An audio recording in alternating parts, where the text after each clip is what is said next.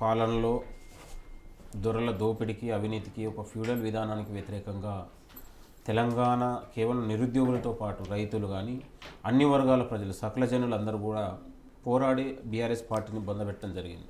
10 ఏళ్ల కాలంలో BRS party ఏదైతే ఉందో నిరుద్యోగ అంశాన్ని పక్కన పెట్టి అసలు 10 ఏళ్ల కాలంలో నిరుద్యోగుల నోటిఫికేషన్ల కోసమే ఒక పోరాటం చేసి సంవత్సరాల తరబడి అసలు తెలంగాణలో మాట్లాడే ఒక స్వేచ్ఛ లేకుండా, కనీసం ఒక దీక్ష చేసే స్వేచ్ఛ లేకుండా ఇందిరా పార్కు వేదికనే మొత్తం కూడా బ్యాన్ చేసి ఉస్మాన్ యూనివర్సిటీ లాంటి యూనివర్సిటీలనే కనీసం ఒక మాట్లాడే స్వేచ్ఛ లేకుండా, కనీసం ఒక ధర్నా చేసే కార్యక్రమం లేకుండా చేసినటువంటి పాలకుల మీద ఆనాడు పెద్ద ఎత్తున తెలంగాణ ప్రజలందరూ కూడా ఒక స్వేచ్ఛ కోసం, ఒక స్వయం పాలన కోసం పెద్ద ఎత్తున పోరాడిన దాంట్లో ప్రధానంగా అగ్రభాగాన యువత, నిరుద్యోగులు, విద్యార్థులు, తెలంగాణ ఉన్నటువంటి సమాజం అందరం కూడా పోరాడిన తర్వాత ఇవాళ కాంగ్రెస్ పార్టీ ఆనాడు బీఆర్ఎస్ పార్టీని ఓడించి 2023 డిసెంబర్ 7న కాంగ్రెస్ ప్రభుత్వం ఏర్పాటు చేసిన తర్వాత మొట్టమొదటి రోజే రాష్ట్ర ముఖ్యమంత్రి గారు ఈ రాష్ట్రానికి మేము పాలకులం కాదు సేవకులం అని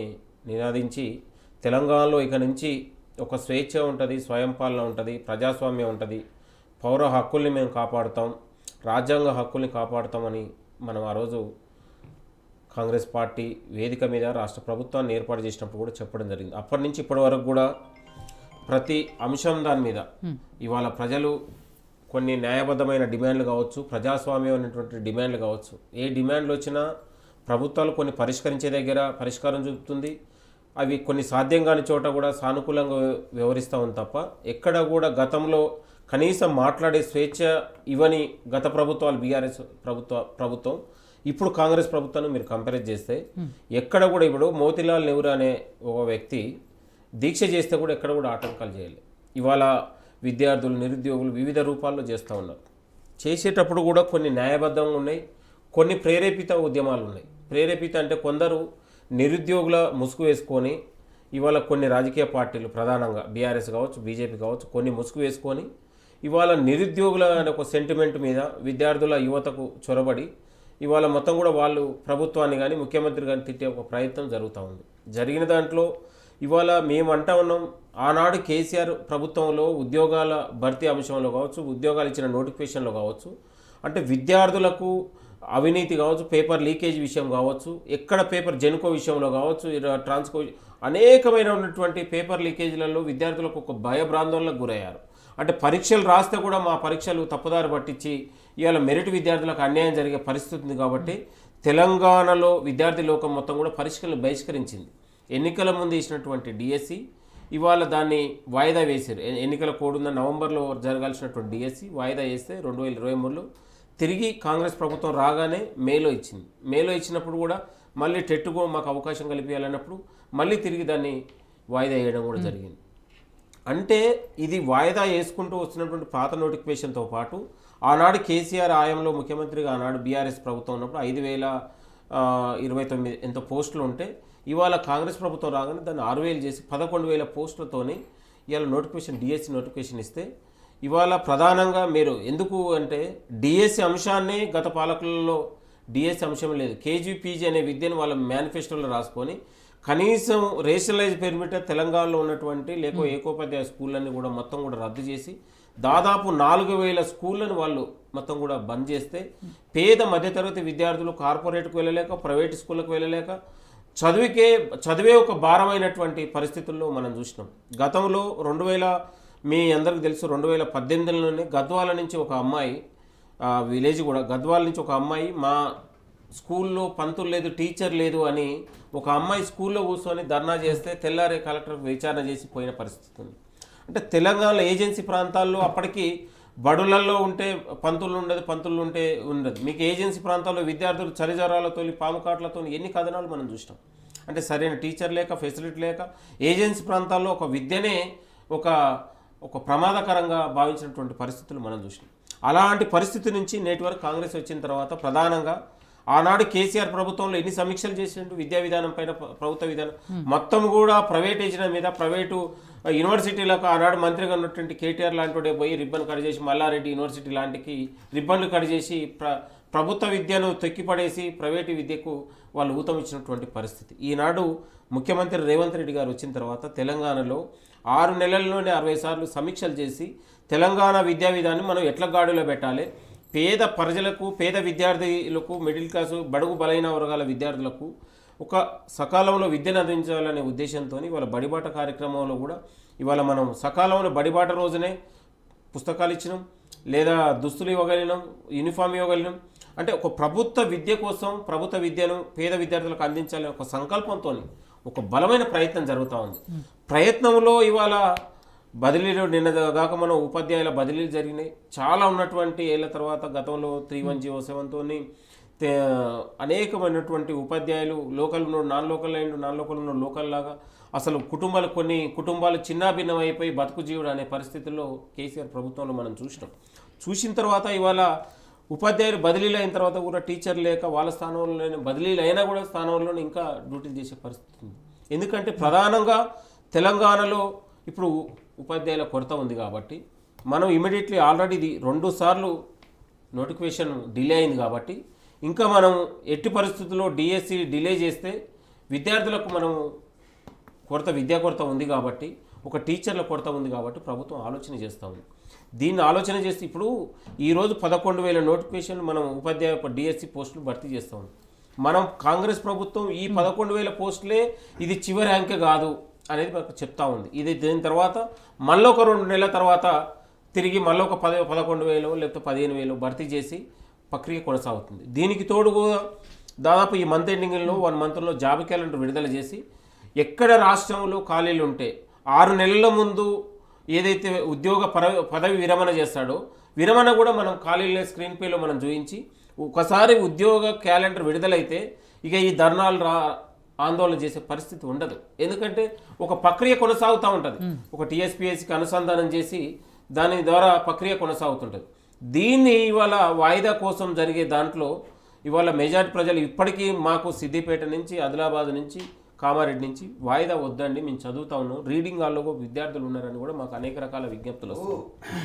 నేను అంటా ఉన్నాను, దీన్ని కొంతమంది బీఆర్ఎస్ నాయకులు, బీజేపీ నాయకులు విద్యార్థుల మధ్యలో చొరబడి వీళ్ళకేదో ఒక ప్రేమ ఉన్నట్టు, గతంలో వీళ్ళేదో నిరుద్యోగుల స్టాండ్ తీసుకొని నిరుద్యోగులకు ఉద్యోగాల కల్పన చేసినట్టు, అసలు నిరుద్యోగులకు వీళ్ళేదో ఇది చేసినట్లాగా వీళ్ళు వాళ్ళ వంచన చేరి ఇవాళ చేసే ప్రయత్నం జరుగుతూ ఉంది.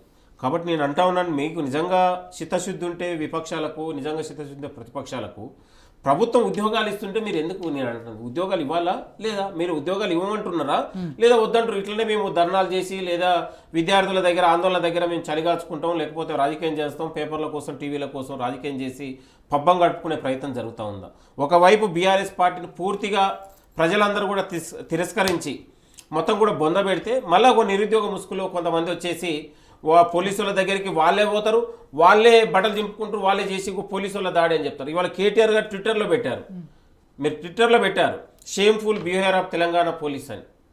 గతంలో అసలు కేటీఆర్ హయాంలో నేరేళ్ల సంఘటన కావచ్చు, రైతులకు వేసిన బేడీలు కావచ్చు, నిరుద్యోగులకు మురళి ముదిరాజు 2018లో చనిపోతే 2,000 మంది పోలీసు వాళ్ళని పెట్టి దాడి చేసి తలలు బగలగొట్టుకుంటూ తీసుకుపోయిన సందర్భాలు ఇప్పటికీ మా వీడియోలలో, ఫోటోలలో మీ అందరి దగ్గర చిత్రీకరించబడి ఉన్నాయి. అంటే వాళ్ళు చేసినటువంటి అరాచకాన్ని మర్చిపోయి ఇవాళ ఏదో పోలీసుల దగ్గరికి వాళ్ళు పోయి గిల్లిగజ్జాలు ఆడుకొని పేపర్లో పెట్టుకుంటారంటే అసలు ఆ ట్విట్టర్ కన్నా విలువ ఉందా అని నేను అంటా ఉన్నాను.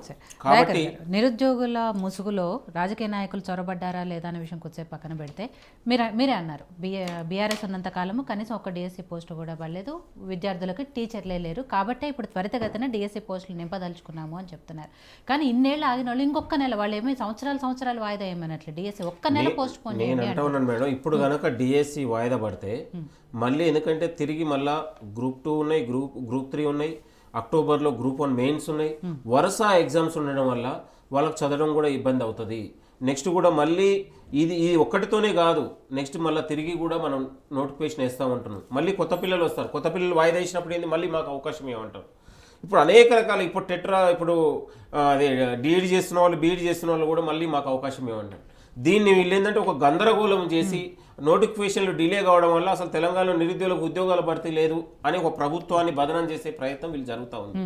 నిజంగా కేటీఆర్కు చిత్తశుద్ధి ఉంటే ఇవాళ ఒక 11,000 ఉద్యోగాలు భర్తీ చేస్తుంటే నిజంగా ఇవి న్యాయబద్ధమైంది కదా, మీరు రాయండి, పరీక్షలు రాయండి, ఇంకా మనం పోస్టుల కోసం మీరు అవసరమైతే మీ పక్షాన మీరు నిలబడతాం అనే మాట చెప్తే ఒక న్యాయబద్ధంగా అనిపించింది. అసలు పరీక్షలే వద్దు, పరీక్షలే సక్రమంగా లేదు, అసలు కాంగ్రెస్ అనే పద్ధతిలో కాంగ్రెస్ ప్రభుత్వాన్నే పూర్తిగా 7 నెలల ప్రభుత్వం 10 ఏళ్ళు ఆగారు, 7 నెలలకే వీళ్ళు ఓర్వలేకపోతా ఉన్నారు. 10 ఏళ్ల తర్వాత నిరీక్షణ పడి నోటిఫికేషన్ల కోసం పోరాటం చేసి యూనివర్సిటీ వేదికగా అందరం పోరాటం చేస్తాం, మేము కానీ మన దత్తన్న కానీ అందరం కానీ మనం పోరాటాలు చేస్తాం. 10 ఏళ్ళు అయిన వాళ్ళు 7 నెలలు కూడా మీరు ఆగే పరిస్థితి లేదంటే ఎంత కుట్ర కోణం ఉంది మీరు ఆలోచన చేయండి. ఇవాళ మన టీఎస్పీ ధర్నాలో కూడా ఇవాళ బీఆర్ఎస్ దాన్ని ఎంత ట్రోల్ చేసింది, ఎంత దాన్ని ప్రాపగండ చేసే ప్రయత్నం జరిగింది. ఇవాళ నిజంగా కేటీఆర్కు మేము అంటా ఉన్నాం, నిజంగా నువ్వు నిరుద్యోగుల మీద ప్రేమ ఉంటే 2003 ఎలక్షన్లో ఎందుకు యూనివర్సిటీ విద్యార్థుల్లో కానీ చిక్కడపల్లి లైబ్రరీ దగ్గర పోయి కానీ ఎందుకు నిరుద్యోగులను కలవలేకపోయినావు? మేము ఎందుకు కనీసం నిరుద్యోగుల దగ్గర కాదు, యూనివర్సిటీ కాదు, లైబ్రరీలో అడుగు పెట్టే పరిస్థితి లేదు. ఇవాళ మేము చెప్తా ఉన్నాం, ఇవాళ మేము ముఖ్యమంత్రి గారిని తీసుకొని మేము కానీ ఎక్కడికైనా ఏ నిరుద్యోగ దగ్గరికైనా పోతాం. ఇవి కొంతమంది తప్ప కానీ చాలామంది మెజార్టీగా విద్యార్థులు నిరుద్యోగులు ఇవాళ కాంగ్రెస్ ప్రభుత్వం చాలా నిరుద్యోగులకు మంచి చేస్తూ ఉంది. అసలు 11,000 పోస్టులు వేయడం అంటే అది ఒక మామూలు విషయం, చాలా పెద్ద నోటిఫికేషన్ అంటారు. 563 పోస్టులు దేశంలో ఎక్కడ కూడా సివిల్ సర్వీస్ పోస్టులు కూడా వేయరు, ఇన్ని పోస్టులు వేసి గ్రూప్ 1 విద్యార్థులకు కూడా న్యాయం చేస్తూ ఉందని మాట్లాడుతూ ఉన్నారు. మీరు ఆలోచన చేయండి. కాకపోతే ఉద్యోగాల కల్పన అన్ని పరీక్షలు ఇంటర్మీడియట్ కానీ ఇవాళ గ్రూప్ 1 ప్రిలిమ్స్ కావచ్చు, ఎంసెట్ కావచ్చు, పరీక్షలు క్రమం తప్పకుండా విద్యా విధానం దాని మీద ఒక ప్రభుత్వం చాలా నిర్దిష్టమైన వైఖరితో ముందుకు పోతుంది. కాబట్టి వీళ్ళు ఓర్వలేక కొన్ని ప్రాపగండ చేస్తూ వీళ్ళు దీన్ని ప్రచారం చేస్తూ ఉన్నారు. మేము అంటా ఉన్నాం, నిరుద్యోగులకు కానీ డిఎస్సి అభ్యర్థులకు కానీ ఇంకా ఇతర ఉన్నటువంటి అభ్యర్థులకు కూడా మేము యోయోతి టీవీ ద్వారా దీన్ని కొంతమంది బదనాం చేసి కొంతమంది దీన్ని రాజకీయంగా వాడుకుంటున్నారు.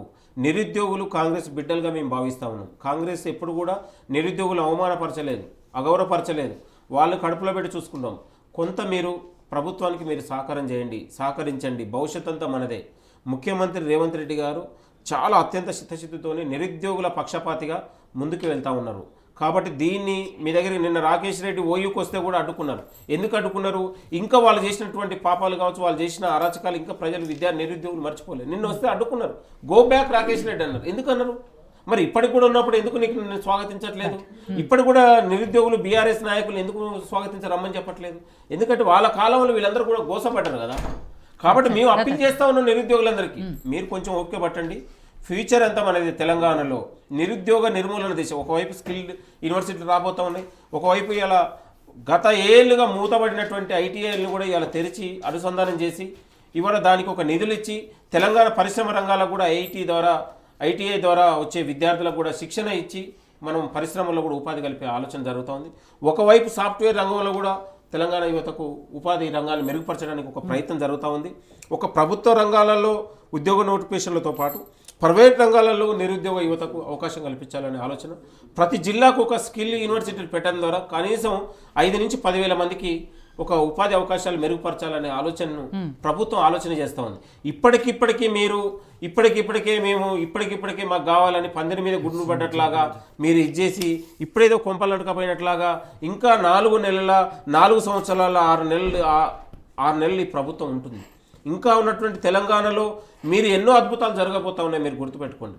మొదటిగా తెలంగాణలో నిరుద్యోగ యువతకు ఒక మంచి భవిష్యత్తు ఇవ్వాలనే ఆలోచనతోని వాళ్ళ ప్రభుత్వం ముందుకెళ్తా ఉంది. మేడం దత్తాత్రేయ గారు, ప్రభుత్వం ఒక సదుద్దేశంతో ఇన్ని పోస్టులు వేశారు. నిజానికి ఏ ప్రభుత్వానికి కూడా